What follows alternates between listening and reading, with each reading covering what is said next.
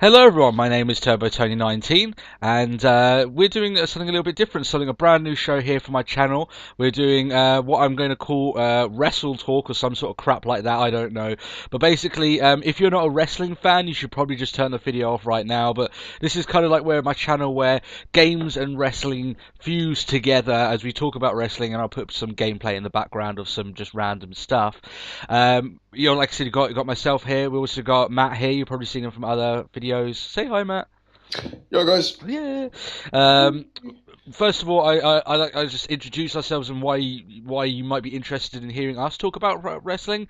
We are fans of wrestling. We've been fans for pretty much our entire lives, but we have actually gone out. We've gone and trained as wrestlers. We've had a few matches. Matt's done more than me. I was crap, so that's why I stopped. Break your leg. Yeah, and yeah, that kind of helps. But look, if Zach Gowen can wrestle on one leg, I can do. I should be able to do it with one broken leg, I guess. So Ah, touche. yeah, yeah. But yeah, so we know the business. We've been backstage. We know a lot of wrestlers that are that are in the you'd say like the British indie circuit, so to speak. So we know what we're talking about in that sense. We know. Um, we know things. I'd say that we would know more than the average Joe wrestling fan. Would you say that? Yeah, I think it's safe to say it's the one thing I'd hate to be now known as the Mark, but there we Yeah, are. we still mark out quite a bit, though, to be Yeah. fair. All right. At the top of this screen, you should be able to see three numbers. They basically represent each of the conversations that we're going to be having on the video today. If you decide that you've had enough of the conversation that we're having, or you don't even want to look at the conversation that I've labelled up, then you can just press those buttons and you can skip straight to the other conversations. The conversations that we're having today, number one is Ryback against Punk at Hell in a Cell. Number two is why isn't wrestlers like Dolph Ziggler and Cody Rhodes not being pushed or maybe appreciated? Maybe. And number three is the Attitude Era ratings versus the PG Era ratings. We're not going to go on a massive rant about the Attitude Era. Oh my god, it was so much better than the PG era. But we're going to talk about why the ratings are so far lower now than they were back then. So yeah, the numbers are up the top, and you can click them as you go ahead. But yeah, we might as well just get started. So Ryback and Punk again at Hell in a Cell. That's what a lot of people seem to be talking about nowadays. It's definitely one I'm quite interested to see how it plays out. Yeah, Obviously, Ryback's still technically a new guy in the sort of whole WWE scene. yeah, yeah. And I think one thing that we were talking about the other day when it comes to this, I mean, he's been pushed to the moon. Like he is, I think he can't get much more of a bigger endorsement than John Cena saying he's going to be like the next big thing. You know what I mean? Oh yeah, Um, but one of the things I would say is that I just want to add out there before I forget it. And I said to you the other day, um, while this match is awkward and everything, a lot of people are going, well, it's far too new to put Ryback as on a the title run. champion. Now, Sheamus was made champion 3 months into his run. Now, I know Sheamus is a better wrestler than Ryback. He was actually in the business for a lot longer. But in the eyes of the generic wrestling fan, they knew Sheamus for less amount of time than they did for Ryback. So it's Yeah, after his brief stint as Skip Sheffield and the Nexus and all that lot, he's yeah, already been seen by the fans. yeah. But would you say that the average wrestling fan would remember him as Skip Sheffield now? I think it's just with how he's come back as Ryback, and obviously his "Feed Me More" chant has literally just really infected the crowds. Mm. I think sort of the Skip Sheffield past that he's had has literally just been forgotten. Yeah, no, I would agree with that. Considering his Skip Sheffield gimmick was horrible for him. Like it was, Woo woo woo, that's how we do. It's yeah. no. He's had the cowboy hat and everything. It Yeah, was horrible. Well, and now he's come back as a tank. yeah, which is the right way to push a guy of that physique, I would say as well. Because it's been ages now that we've had guys of his physique, but like he kind of, I think he gets the intensity rather than a lot of the big guys that come in. Yeah, I mean it's mainly since it's pretty much trying to find a replacement for Batista. I think they tried push Mason Ryan for that, but the guy couldn't cut a promo for shit. And No. also, I mean, obviously the Welsh accent probably doesn't go down too well with Yeah. But I also have to say, sorry to cut you off there, hmm, but I know we're going off the track of the thing, but we're probably going to do this all the time, so I don't really care. Yeah. But with Mason Ryan, I think he was a victim of bad writing, because why would you make him speak stuff in Welsh in his promo when you know full well that no audience apart from the small minority of fans Who in are gonna be Wales, watching it from Wales? yeah, that are going to know what he's talking about. And they do this with like Jinder Mahal and like the Great Khali and all that crap. And they get him to speak this be foreign perfectly language. honest, a lot of the time with the Great Khali, it generally is just raw rather than actually getting words. Yeah, essentially. But yeah, that was just my little thought on that. That like they wonder why the crowd is dead. It's because they can't understand what the hell they're saying. Like, fair enough, they're from a different country, but let them speak English, and then they'll be able to get over the fans a little bit better. But anyway. Yeah, it's pretty like with Sheamus. It's like he's not like he's running around talking in Irish. Yeah, exactly. But yeah.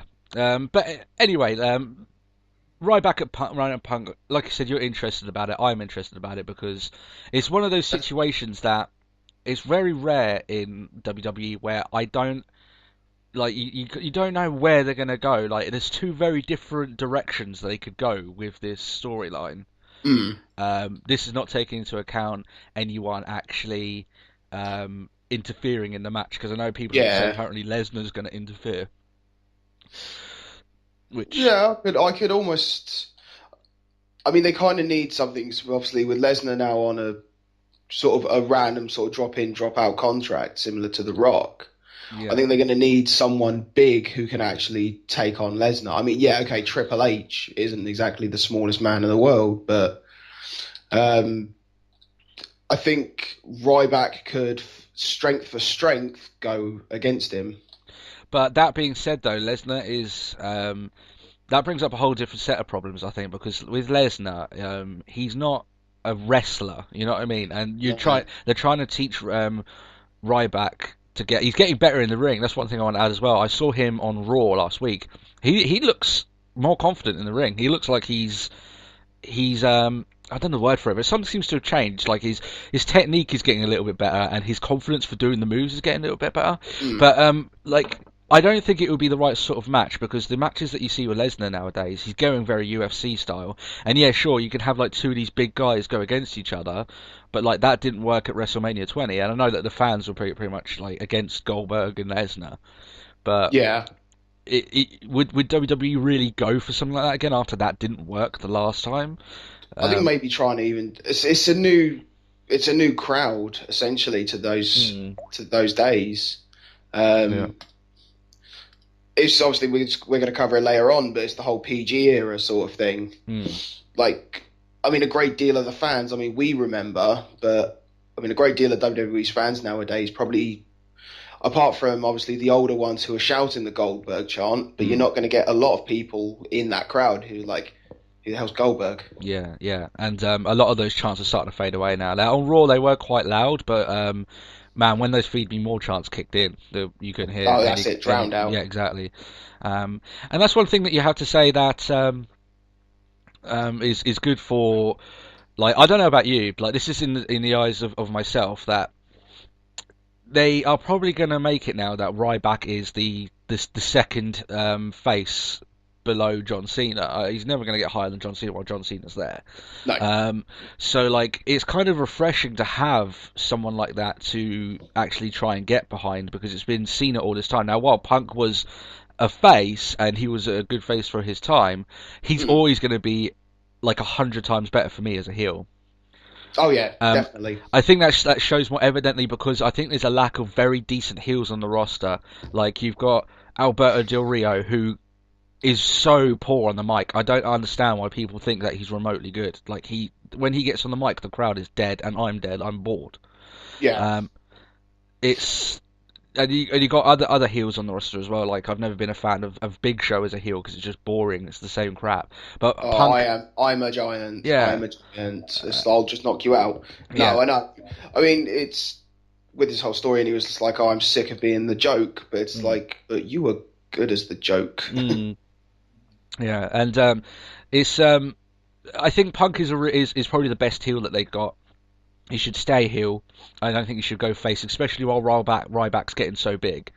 And I'm very interested in terms of this match because they seem to have like boxed themselves into a situation where if Ryback wins, you're gonna make Punk look like an idiot after he's gone all this stuff about the thing, right? He's gone about his title run and he's getting huge into it, and you can end up making this title run almost like an Undertaker-esque style streak going to WrestleMania, and then there's like another streak WrestleMania thing going on there. In fact, But they're both. You've obviously got Punk's title run streak to go with Ryback's undefeated streak. but would you say then that maybe that this particular match is being wasted on a pay-per-view like Hell in a Cell? When maybe it could have been waited up It's until not a Survivor main, Series or Royal yeah, Rumble or something. Survivor Series would probably be probably the largest. Well, it's really the largest pay per view for the rest of this year. Yeah. Obviously, I wouldn't put it as a Royal Rumble sort of Yeah. main event. But I mean, then you've got the other thing. If you've got Punk that wins, that effectively nixes Ryback, and that's really going to stunt his. Like, he's getting hot. I don't see any way that they can make it that Ryback will lose, and it's a good idea. Yeah. Because he is so hot right now. Like, he's the guy who's getting all the attention, and rightly so, because the fans want that attention on him, and they've chosen to put their attention on that guy. Yeah. But like, if let's just say if it happened, Punk gets a clean win over Ryback. Now it's never going to happen. I know it's never Not going to with happen. Punk as a heel. Punk as a heel basically screams dirty win. Yeah. But let's say if he did, that's basically Ryback's push just done, because the fans are not gonna. They'll remember the fact that he lost Hell in a Cell against Punk. You know what I mean? I mean, granted, the fact that it is a Hell in a Cell match, then it will add to it, because obviously they're known for being a brutal match. Yeah. Well, Reed's not so much of late, but Triple H, Undertaker, Shawn Michaels special guest referee. Yeah. As far as Hell in a Cell matches go, that one was amazing. Yeah, and then you got the originals as well. But I think that the annoying thing that annoys me about Hell in a Cell matches is that I think the last event there was like a couple of matches that barely involved the cell. It might as well just been a singles match. Yeah, and they back it in a cage instead. Yeah, you know. And I remember some of the really good ones were like Lesnar against Undertaker, where he had that cast and he's like getting it, he's bashing the chair against the cast when he's got it wrapped in the steel and everything. Oh, like, was when Taker had his broken wrist. Yeah, that one. Yeah. And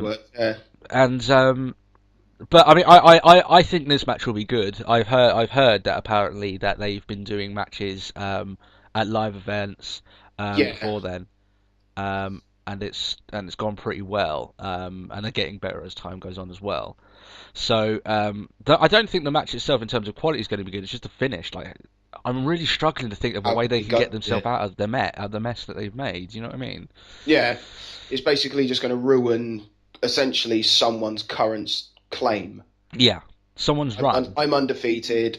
I'm champion champion for 300 odd days. Yeah, and whatever. Yeah, so I don't know how they're going to do it. It's going to be interesting. I think that's the main match at the show that I'm really looking forward to watching. Just seeing how it finishes. Yeah, I mean, it's the only one at Hell in a Cell I'm actually really to say I'm looking forward to. Yeah.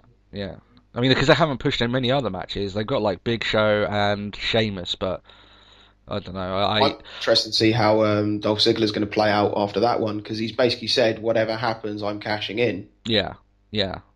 That would be interesting, but I don't think he will. I think it'll be one of those things that he goes in and goes to cash it in again, and then he maybe gets like hit by something, by a move or whatever, and then he's down again. Suddenly he realises Big Show's just staring him down. He's like, no. Yeah.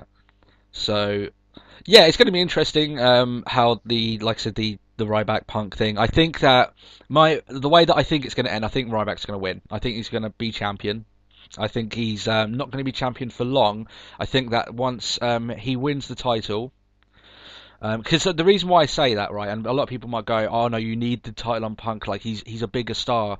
I think Punk could take the hit. I think the Punk could take the hit, and he's good enough on the mic to work it around to make it seem that he didn't really lose. Punk doesn't need the title at all. Yeah, he doesn't. Whereas he's a competent enough wrestler. Yeah, he's a competent enough mic worker that whatever happens, he will always be. He wasn't champion when he did, obviously, hit what is now known as his greatest pipe bomb. Yeah. Like, was he champion then? No. It's just carried on. Yeah, exactly. And I think that him as a heel, Like, I don't think he needs the title run in terms of days for him to have a good promo. He was having great promos before he started mentioning the title run and how long he's been. Yeah. And it's not gonna. And it's like people understand that he's a top level star now. I think that if he loses, he's not going to be that much of a hit. And I think at this point it would be devastating to Ryback if he lost, but it wouldn't be that much of a bad thing for Punk if he did. And I think that Ryback will probably win, but I think that Punk or someone else will take the title off him soon, but not in a loss. It might be like a triple threat, and like he might not get pinned. You know what I mean? That sort of thing. Yeah. Where he's still. Well, technically he would be defeated, but he is unpinned and everything. You know, he hasn't actually been defeated in a sense. Yeah, he technically hasn't lost. Yeah, and then they'll keep that run going, and then they'll maybe let him go from there. Because the reason why I'd say that as well is because in the promo that they had when Ryback signed the contract for the match, Cena said in his promo, I don't think Ryback cares about the title. Now they could run with that to make it seem that Ryback doesn't care about the title and he could win the match, not even come out with the belt or something. You know what I mean? That he just doesn't care about being WWE champion. He just wants to. He just wants to eat. You know what I mean? They could sell that, and then the fact is that when he loses that match, then and maybe either Cena or Punk becomes champion. But he wasn't Cena champion. Yeah, they're the only two that I think would take the title off him at this point. And then they could say, well, it's not a bad thing to Ryback. He doesn't care about the title. You know what I mean? He just wants to annihilate people. You know what I mean? And then they could go with that. That way, it doesn't look bad. How Cena put it in the promo is just it's just like all he wants to do is kick ass, and right now you need your ass kicked. So we could quite happily. I mean. At that point, it was one moment where I actually agreed with Cena. Yeah. I think that's me to say it. That's one thing that I wanted to say as well, actually, with that thing. That when Cena was doing the "Feed Me More" chants, I thought that might have been actually like, while it was big in the terms that like Cena was endorsing Ryback, right? Would that then maybe convince some of the guys that do the Cena sucks chants to be like, wait, this guy's endorsing Ryback. Ryback sucks.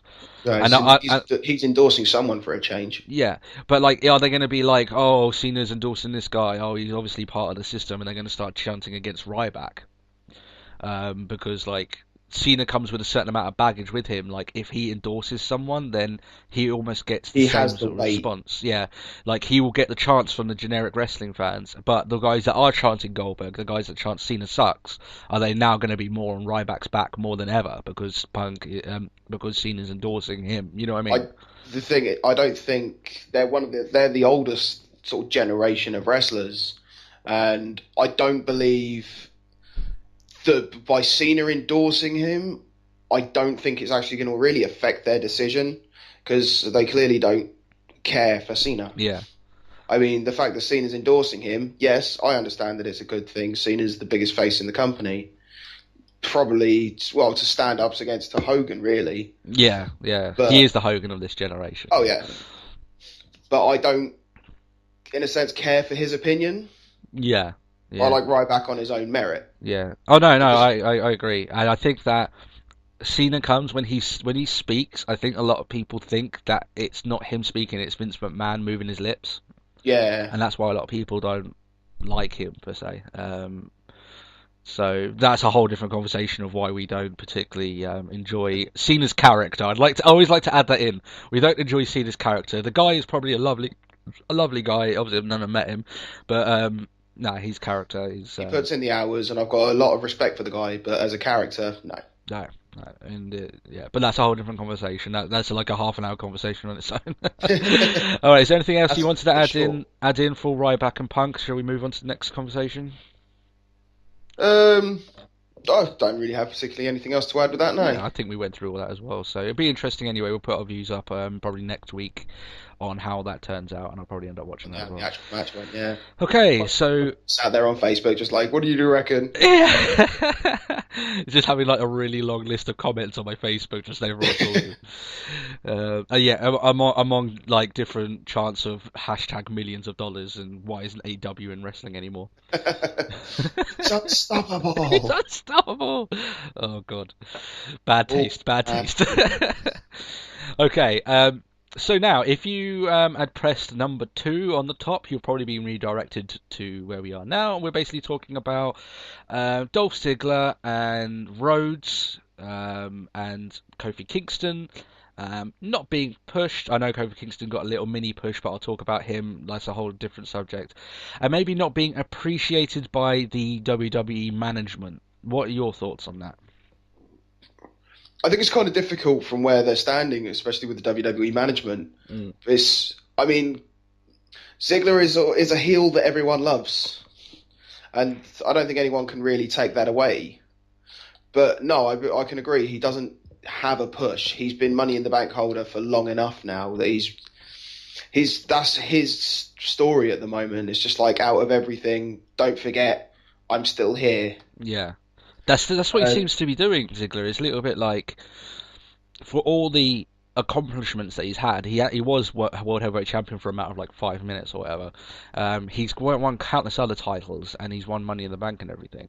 But yeah, he's had so many amazing matches in the past. He's still almost like you said, he's still almost pandering to the crowd, like, don't forget me, I'm still here. Yeah. Now, whether that's his fault or whether that's management's fault, I think Ziggler is a great wrestler. When he comes on, and I see him, when I saw him in a match against Jericho, I was genuinely excited to watch that match. Career versus. No, this is the match they had at the pay-per-view before that. Oh yes. And I was excited to watch that because I thought those two could do some really decent stuff in the ring, and they did. In fact, I don't even think I watched the pay-per-view, but I watched that match. That was the only match out of the whole pay-per-view I watched. It was a good match. Yeah. I think that when it comes to Ziggler, he's a great wrestler, and if he was in the same era as Shawn Michaels, he would be the biggest thing in WWE right now. Because that's what the fans wanted out then. They wanted that good-looking, ripped physique, great in the ring. A guy that they could quite happily just get behind. That when Shawn Michaels was a heel, that's pretty much. I don't want to draw comparisons because they are different, but Dolph Ziggler as a heel is a lot like. I look at that and I see a lot of similarities between when Shawn Michaels, when he wasn't the huge star then, as the heel then as well. I know that when he was going up, he was a face and everything like that. But they remind me of the same thing and the same sort of swagger, the same way that they do stuff in the ring. Well, it's the whole I'm stealing the show and stealing your girlfriend. Yeah, and it's just like, and if you just think I'm just a sexy boy, it's like it is quite a similar sort of thing, really. Yeah. They are he is sort of pushing for the whole I'm just the good-looking guy who can back it up in the ring. Yeah. And Shawn Michaels is undoubtedly one of the toughest guys to set foot in the WWE ring. Yeah, he could take a beating really well. That's what made Bret Hart so good at the start of his career, that he could take a pasting and he makes it look good, and that's what Ziggler does. That's what he brings to his game, that when he does a match and he's getting someone over in that match, he made the Rough Rider from Zack Ryder look like a fucking jackknife powerbomb. You know what I mean? And it's one of the abilities that he has, though. Like you could punch him in the face and he'll go down like you've knocked him out. Exactly, and that's great. That's good because he's helping other wrestlers get big. But when is it going to be Ziggler's time? Like he's got the Money in the Bank. He's probably going to win the title.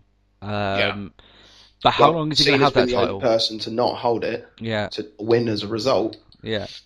So as to how long, I don't know. I mean, it's the only problem is like SmackDown is quite full of bigger names. Yeah. I think SmackDown for their roster is actually probably stronger than Raw. Well, Raw is kind of everyone, isn't it? Really. Well, yeah, but in the sense of who would be in the World Heavyweight title run, you've got Sheamus, Big Show, Randy Orton, Del Rio, like people who have held the title, and have held it for a considerable amount of time. I mean, obviously, to bring up the year that was Randy Orton and Cena, those two had won the title between themselves about 4 times in a year. Yeah. That's it. That there is a lot more. I think the reason that being is that there's a lot more acceptance of maybe a mid-level wrestler to become World Heavyweight World Heavyweight. Champion is because is that I look at the World Heavyweight Champion as the Intercontinental title of the 90s. Yeah. Because that's how the Intercontinental title was viewed back then. It was a prestigious title to win. And you look at all the people that have won it: Bret Hart, Steve Austin, The Rock, all of them started their careers as Intercontinental Champion, and then they went up from there. But it's just not the same anymore. It was your stepping stone. Yeah, and I think that the World Heavyweight title is I say somewhat the same, but you look at the champions that they've had that are basically forgotten now.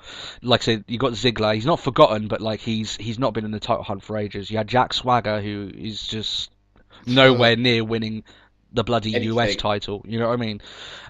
You've got Rey Mysterio, who's now in tag team competition. You've got the list goes on. I'm sure there's more of people that have won the World Heavyweight title, and that's the reason why the prestige of it went down. Yeah, I think Ziggler will win. I think he'll win the title. I think he'll have it maybe for a little while, but he'll have a run. Yeah, he needs to, and he's done this too long. He's been with Vicky Guerrero too long, Ziggler. I originally thought that with Vicky it was going to be cash it in, get title, ditch Vicky at the wayside. She can then move on to help another rising star. Yeah, because then she's got that whole I managed Dolph Ziggler, who's now champion. I saw him through it, like the rise of his career essentially. Yeah, and she doesn't need any help getting heat, man. God no! All she has to do is show her face. Yeah, exactly. She says she doesn't even need to do that. You hear the E of excuse me, and fucking hell, that. I think it's so funny because some wrestlers go their entire careers wishing to get that response like one night in their career. So quickly. It's mad, isn't it? Just that one line is just almost perfect. You know what I mean? And I hate it, but that means it's doing its job. You know what I mean? Yeah. It all comes down to her just delivery of it. Is because like anyone could come out and go, "Excuse me," but it's the fact that she just delivers it that way. It's just like, oh no. Yeah. It's like, where's mute? But I agree with you. I think Ziggler, the way that you said it, is exactly how they should do it. They should build up Ziggler, make him champion, make him a legitimate champion, and give him time on the mic as well, because he's not that bad. It's just that when he's with Vicky, he's kind of pandering to her a lot of the time. So give him a mic, see what he can do as a top-level wrestler. I think he's paid his dues. Now, the reason why that I think Ryback's gone over him is simply because the fans have accepted him. The general fans have accepted Ryback over Ziggler as a legitimate competitor. Therefore, that's the reason why Ryback's in the WWE title hunt, and that's the only reason why. I hold a sort of similar opinion with, like, we're going back on Ryback here, but like with Wade Barrett. Yeah. Like, Wade Barrett was the leader of Nexus. He was the one that was meant to have, the pay-per-view title shot as part of winning NXT. Yeah. And they fucked that up. Yeah. Oh, they messed up the whole Nexus thing. I already said all along that they should have made Barrett champion during that time. And if you were going to have John Cena come back and kick all their asses, which in the way he did, and he made the Nexus look silly. Like the fact that he just destroyed all of them. They came in and destroyed, just tore the place apart.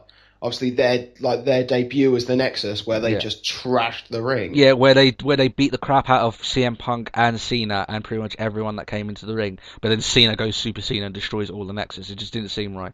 But I thought that what they should have done with that is they should have given Barrett the title. Now, I know he was quite young at that time and he was quite new. But at that point in the Nexus, they had built them up so they were dominating pretty much every week. They should have made it so. The whole thing is like he's new, but he's like.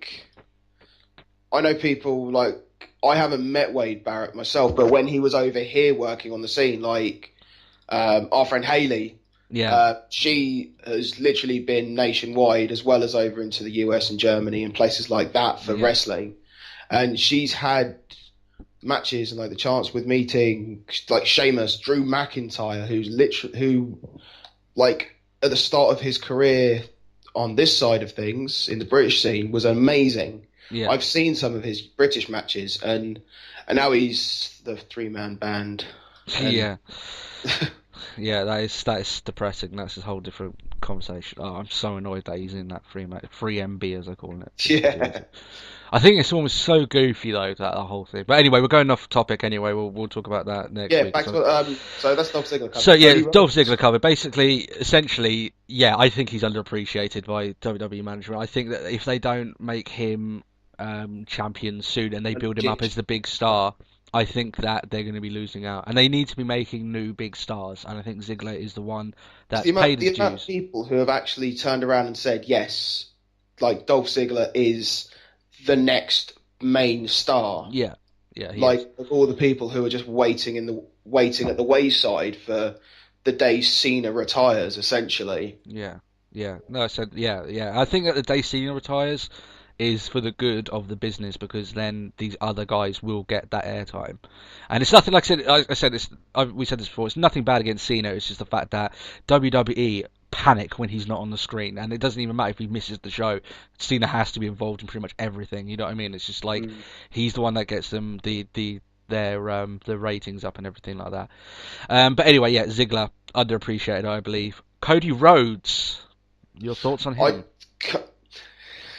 I love Cody Rhodes now. Like back in the day of going all the way back to Legacy, he was my least favorite person in the world. Yeah. Like just playing SmackDown versus Raw in that lot, it would always be, oh, I think I'm going to take on The Miz, anyone with the at the start of the name. Yeah. But then it was always just like, why not just make him the Cody Rhodes, just because I want to hurt him. And now, well, where the hell's oh Christ, DiBiase? That's one thing I remember I just saying to you completely back when they debuted as Legacy, Legacy. I was saying to you then, I was like, DiBiase, he's the guy. He's the guy who's going to be big. yeah, I was yeah, absolutely $1 million adamant. man and all that lot. Yeah. Where is he But now? Yeah. That made me look like a bit of an idiot. DiBiase Posse or whatever Yeah, the it was. hell he's going with. Yeah. I'll tell you the reason why that is, right? And I know this for sure, right? Is because when they were in Legacy, they were aggressive. They were in wrestlers' faces. And when they went against DX at that Hell in a Cell match, they weren't pandering to the crowd. They were aggressive and they were Oh, attacking they were them. in it for themselves. Yeah, but when they split up and DiBiase went solo, he started doing that. He basically did the $1 million man gimmick, but he didn't do it with style. He did it as if I'm the brat. And like it didn't work. I even still have Virgil. Look, Daddy gave me Virgil. Yeah, like it didn't work. Like it just didn't resonate with fans because when $1 Million Man did it, he did it with class in the sense that I'm the $1 Million Man, I'm better than all of you. Where it came out as did DiBiase is I've got all this money, therefore I can buy what the hell I want. It doesn't Yeah. come off the same Daddy way. gave me Virgil. Yeah. Daddy gave me his $1 million title, which ended up giving Goldust a push. Yeah, exactly. But yeah, Rhodes ended up breaking away from that, and I loved him for ages. In fact, I loved him as like although I hated the gimmick, he kind of made it his own. The whole dashing Cody Rhodes, and it was awful. I but- wasn't a big fan when it was the dashing Cody Rhodes, but it was don't when you- it don't was you the- agree, though, that- Fox came and he just took that, in a sense, the demented. Yeah, and Yeah. every sort of gimmick that he has, I think he's played well, except for the new one where he's just Cody Rhodes, and I think Yeah. that's where his career has kind of landslided, because he was given a match against Rey Mysterio at WrestleMania when he was the tarnished Cody Rhodes, if you will, Yeah, and he was big at that point where he was coming out and putting the bags on people's faces. It was a gimmick that was. That was very involving towards the fans, and he was getting a lot of heat for it, and his promos were good. But this new Cody Rhodes, where he's just Cody Rhodes, is a little bit like now he's in the tag team with Damian Sandow, and he's going in the tag team division, whereas beforehand he looked like he was he could be on the a- way for titles, like he was on the way. Yeah, I wouldn't. I mean, for the moment, I wouldn't put him down as a main title holder, but he could be. I mean, yeah, he held the Intercontinental title, and he brought back the old, the original design for it, and I loved that. Yeah, yeah. But it was just like, and then what? He lost it and lost all drive, so to speak. Yeah, and I don't think it's him. He's got to work with what he's got, but I don't think with his gimmick now and the way that his career is progressing, he's going down rather than up. And I think that at the time where he did the WrestleMania match and he was the tarnished Cody Rhodes and he was doing that storyline and everything like that, he was on the way to going up into that next level where he might be considered like for a title shot or maybe a match to get him up to that standard. Yeah. Now it's completely different, and he's seemed to have just dropped down multiple levels down the pecking order, and I don't know how he's going to get back up there. I don't think I don't think I don't think putting him in the tag team division is actually going to help to boost his career. Yeah, yeah. I don't know if it's him himself or if he's a victim of bad writing for his character and just being swallowed up by all these other guys coming up. I mean, if you've seen it recently, or if any of the guys who are now watching this, the website No DQ or any other places like that, there's a lot of people, there's a lot of stuff on there recently that WWE have, in a sense, realised their mistake, and they're actually getting rid of quite a lot of their writers. Yeah, yeah. There's going to be a big change, but I think that's more like pulling of the gun by McMahon. But we'll see how that changes as stuff goes on. I mean, like, I think with Rhodes as a finality of a line is that I think that at his current state and the current state that he's been pushed, he's pretty much where he should be, and that's a bad thing for Rhodes. That he's basically in the tag team title hunt. Now I know they're doing big things for the tag team titles, and who knows? Let's say that maybe him and Sandow do go well for the titles, and he gets more airtime, which he is, and then hopefully he can get back to that previous level of quality that he was beforehand. I think he needs a new finisher. I think his finisher sucks. Crossroads. Yeah, I think it's just a bit silly. It's just like he does a roly-poly over the side, and they kind of land on him, and it's like, what? You know? Yeah. But hang on, you just squashed you. Yeah, exactly. Yeah. So, but one last guy I want to talk about in this part of the conversation, and I'm pretty much making a finality here, and this is anyone who likes this guy is gonna hate me for saying this. Kofi Kingston is never gonna win a world title. No. Anyone who thinks that he's going to be anything more than an Intercontinental title should wake up. He's not going to be, and I can tell you exactly why. I'm so passionate. He has a mid-card curse. I tell you why, and I'm very passionate about the fact that he's at this level, and he always will be. He is a great wrestler in the ring. His gimmick, as it is at the moment, is poor for going for a legitimate contendership. I haven't got anything bad against the whole Jamaican thing or anything, but at the moment he's like the Jamaican guy, as his entrance would associate him with, or the African guy who, you know what I mean? Who was raised. It's that whole thing. It's like he's Jamaican. He's actually from Africa. Yeah, exactly. Yeah. But like, keep the Jamaican thing. It's fine. Yeah, but like, that's like a gimmicky thing, in that way it makes him come off as not a legitimate competitor, and I tell you what, the thing that stops him from being the next level is that he is so poor on the mic. It is so awful to watch him. When he's on the mic, I cringe, and everything that he says is pretty much what he said 6 months prior to that when he last got the mic. When he got the mic at Miz's TV show, when he was like, "Oh, I haven't realised my potential, but what would be memorable if I took the title from you," is pretty much what he said back at the Elimination Chamber when he was in that match. Yeah. And he was having the promo there, where it was actually the Miz who was talking to him about that as well, and it's just like, who's going to be the first to do it? Where Kofi decides, okay, I want to go for all broke, and I want to change my gimmick. I want to try and make something out of the skills that I have in the ring. Or is it going to be WWE that pulls the trigger and says, no, we're going to try you with something different? Or is he always going to be in that mid-card status? I think he will be. I think he'll be Intercontinental Champion at best for the remainder of his career. And it's sad for that he's... Definitely. But unless he improves those aspects of his character and his mic skills, I wouldn't want him in the title run because he's boring. I know I'm being really harsh, but no, I don't. It is true though. He's in a sense he almost struggles with it. Yeah, I think that like his actual. Go on. I completely lost my train of thought.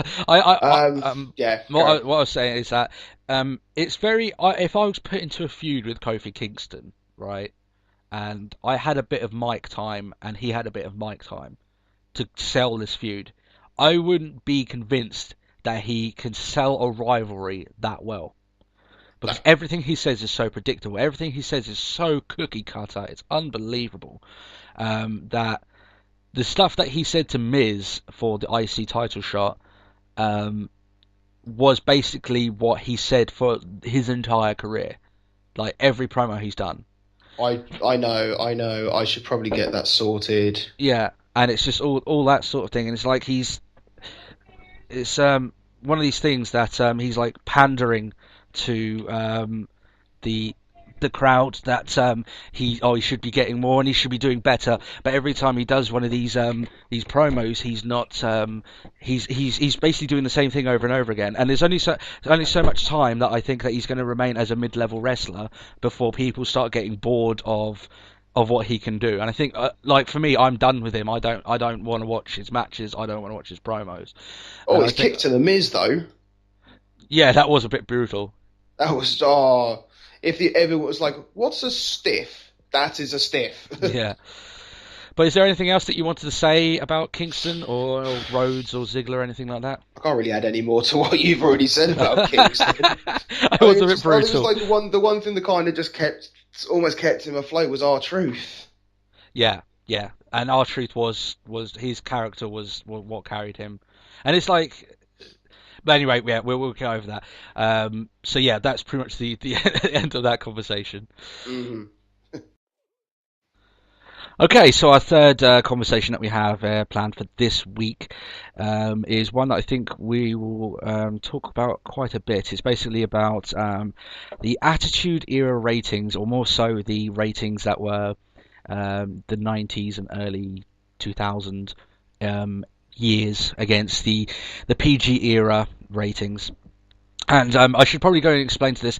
This isn't a conversation in regards to which era was better in terms of wrestling, but why the ratings are so different. If you don't know what the ratings were like, basically back in when the WWE and WCW were going head to head, they were getting a lot of views. They were getting a lot of viewers, enough so that they could.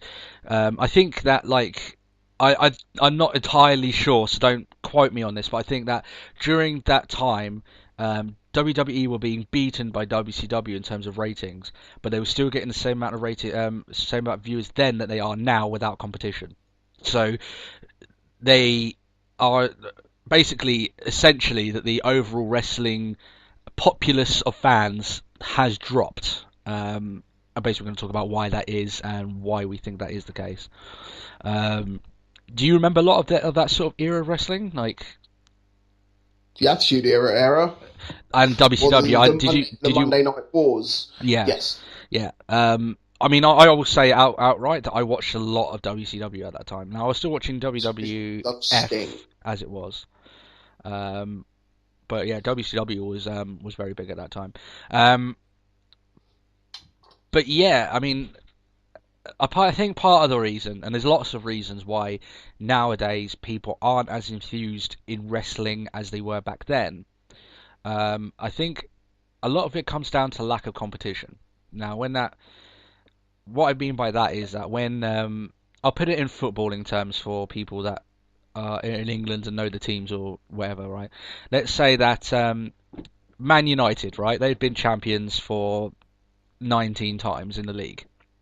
Mm-hmm. Their team now is pretty crap, and the reason why that is because they kind of sailed through without really winning loads, without having to really work hard to win their titles because they had a winning team and everything.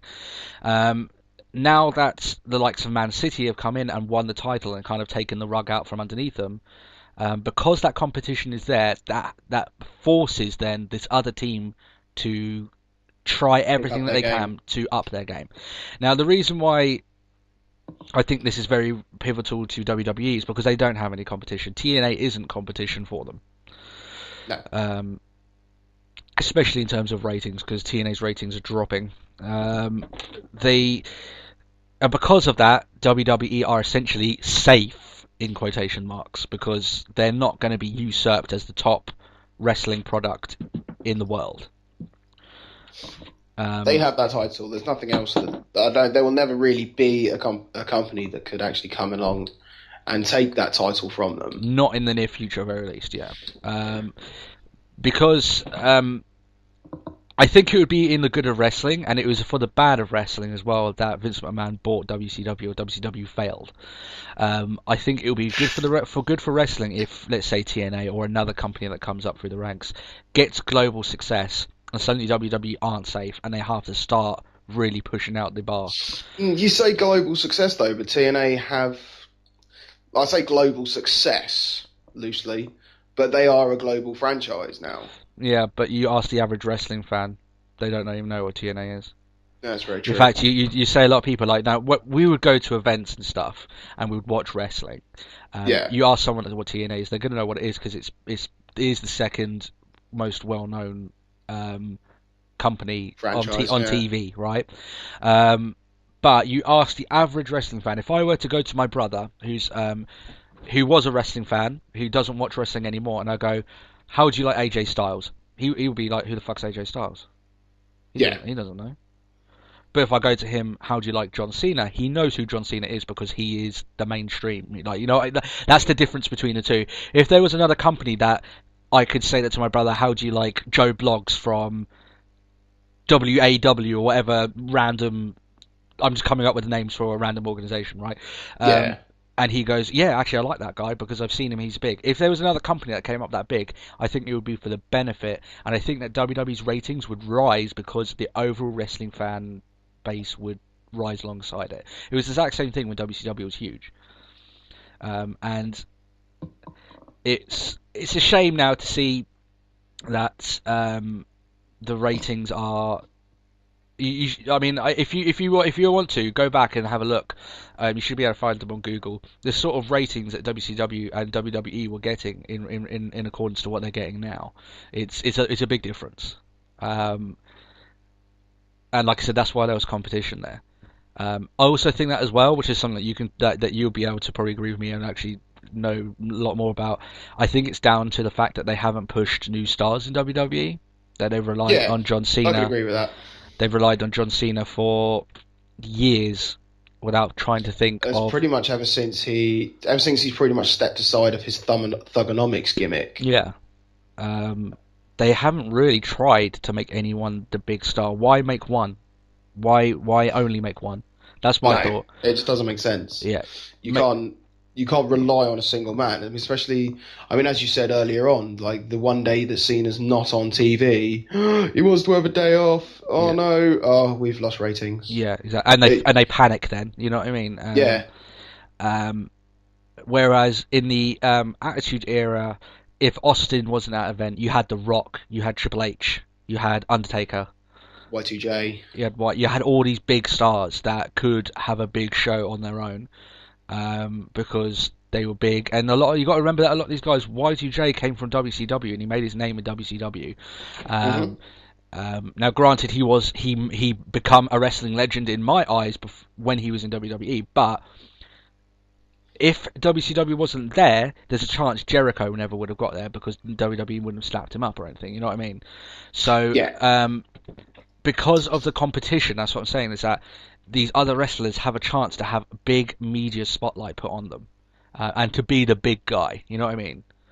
It is pretty much. It's like, you've made it to the top of. If you, as a wrestler, you've made it to the top when you're in the WWE. Yeah. I mean, you could say, "Oh yeah, I'm TNA and that lot," and that's respectable. But to use the term of best in the world, Jericho, Punk, whatever. But if you were sort of like the number one guy of TNA, then you're not really in that sort of list. I hate to knock TNA, so I enjoy watching it, but I think it's where the only problem is a lot of people, especially the kids and that lot, they think WWE, big pyros, big screen, like huge thing. It's the presentation, isn't it? Yeah. And if you watch TNA, it's on a much smaller scale. Yeah. I mean, And especially if you're going to go to indie shows, you're in a hall, yeah, you're in a sports center, and yeah, there is just a ring yeah. and a black curtain, and that's it. That's one thing that I think WCW matched WWF at the time, with that. If you look at like Starrcade '97, which was Sting versus Hogan. Now the match was horrible and the ending was horrible. It was really just Oh yeah, awful match. But if you actually look at the amount of fans, it was in a fuck off massive arena, and the pyros were mad. They even had like a laser show that had Sting's face, everything. It was the yeah, grandeur, it was the scale, um, it was a big thing. That's pretty much the best way to put it. You know what I mean? That yeah. fans are going to get big into it if it's like a massive spectacle, and that's the reason why WrestleMania's done so well over the years. Um, but yeah, I mean, I think it's partly well, it is WWE's fault. It's not partly, it is WWE's fault that the overall wrestling fan populace have gone down. If their ratings are low, it's only because of their poor writing, poor pushing of new wrestlers to make a more broader scale of big talent. I think it's also they smother the smaller industries. Um, I mean, it's a legal standpoint, but TAW is a federation over here, Milton Keynes. They they said they had a Royal Rumble. WWE snapped it up straight away, Yeah, but apparently they hold no case. TAW have also had a tag team known as the Primetime Players for about 2.5 years. yeah. No, But who has the most expensive lawyers? exactly. There you go. And see, that's funny. I think that's really funny that they would do that. I mean, I understand like Vince McMahon wants to crank down. He wants all these copyright rules and whatever, and his lawyers probably salivate at the fact that thing. But let's say that this organization gets big and these things come out because WWE is a well-known thing. It's going to look like they're almost paying homage to WWE. You know what I mean? And like Yeah, well, yeah, they're having a Royal Rumble. WWE has a Royal Rumble. It's therefore more interest in the product. You know what I mean? As yeah. a whole. But Vince McMahon doesn't care about that. He doesn't care about wrestling. This is probably the most poignant thing I've said all day. He doesn't care about wrestling. He cares about WWE. Yeah, And that happened as soon as he came in. Because he started. he cares about his money, child. Yeah, like if WWE is a company that had nothing to do with wrestling per se, which and it was all about its films and everything, and it made more money that way. He would probably end up doing it the cheaper way because he's a vicious businessman. When he first came in to WWE, there were territories all around America that you wouldn't dare go across. It was a respect thing that like WWE was Madison Square Garden, so you wouldn't go to Texas and try and invade on someone else's space there. Yeah. Yeah, Vince McMahon just ignored those rules completely and started snapping up wrestlers from here, doing shows over there, doing shows here, and he basically said "F you" to the rules and took over. He did a violent takeover of wrestling as a whole. yeah. So he's a vicious businessman. He's a successful businessman in wrestling, probably the best successful Nobody can businessman deny that. of all time, in terms of the amount of money he's made and the company and the legacy he's built. But he's not out for what's best for pro wrestling. He's out for what's best for his company, and they're two very different things. But if he was, it's a shame because if he would look at things a little bit different, and realise that if he were to look things from the best of wrestling standpoint, it would benefit WWE because then more fans are going to come into wrestling as a whole, and therefore WWE. But Yeah, it's not looked at that way, and it's a little bit of a shame, I guess. So. Um, like I said, I think the main two reasons, like I said, in regards to why the ratings are so different is one, you've got no competition, so they don't have to raise their game. WWE, they can release poor quality shows of Raw and SmackDown, and really there's nothing else, nothing that's going to be wrong with that. You know what I mean? no. Well, there is stuff obviously it's wrong with it, but you know what I mean. They can get away with it. That's what I'm saying. If they Yeah, did that with nobody's just going to turn around WCW, and say, screw this, I'm just going to go over. yeah, At the time of WCW, if Raw had a bad week, then... that could mean the end of their company. Yeah, And it could have, you know what I mean? Like it's if they had like a very, I mean, there was a lot of bad shows from both sides during that era as well. But let's say they had one absolutely shocking show, they could lose so many fans to the other side. It was so important back then that they released very to good make matches. the most of all of their time. Yeah, exactly. Whereas now they don't have to. I think also as well, like I said, it was the lack of mainstream talent that they've pushed John Cena so high up, but there's no one. They really haven't given anyone else that sort of thing. I mean, Somebody else who can just take the ball and run with it. Now it's getting a little bit better because Punk's there and everything, but I think it's been like that for too long. That Cena's been the main guy. It's become the norm with Cena. Yeah.